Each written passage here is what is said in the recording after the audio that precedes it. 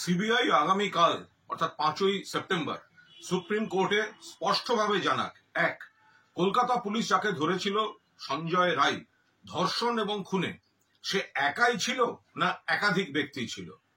Point number 2, এই ঘটনা ধর্ষণ এবং খুন এটা একটা বিচ্ছিন্ন পৈশাচিক নারকীয় কুৎসিত ঘটনা, নাকি কোনো চক্র অন্য কোনো কারণে এই ঘটনাটা ঘটিয়েছে।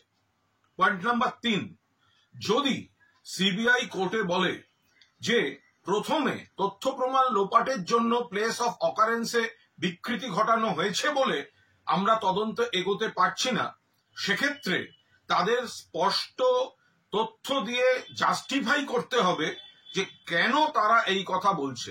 এবং 4, যদি তারা এটা জাস্টিফাই করতে পারে যে প্লেস অফ অকারেন্সে প্রাথমিক বিকৃতির জন্য তাদের তদন্ত এগোতে পারছে না, তাহলে সেই প্লেস অফ অকারেন্স কাদের কাদের দায়িত্বে ছিল, তাদের বিরুদ্ধে সিবিআই ব্যবস্থা কেন নেয়নি এবং কি ব্যবস্থা নিতে চলেছে, এটাও খুব স্পষ্টভাবে জানাতে হবে। জাস্টিস ডিলেড মানে জাস্টিস ডিনাইড। করাপশন চার্জে সন্দীপ প্লাস 3 জন অ্যারেস্ট হয়েছে, অভিযোগ থাকলে উচ্ছন্নে যাক, কিন্তু মূল যে ঘটনা এই নির্যাতিতার ধর্ষণ এবং খুন, সেই মামলার দ্রুত ফয়সালা সিবিআই কে করতে হবে এবং আগামীকাল কোর্টে মূলত এই 4টে পয়েন্ট নিশ্চিতভাবে তাদের ক্লিয়ার করতে হবে।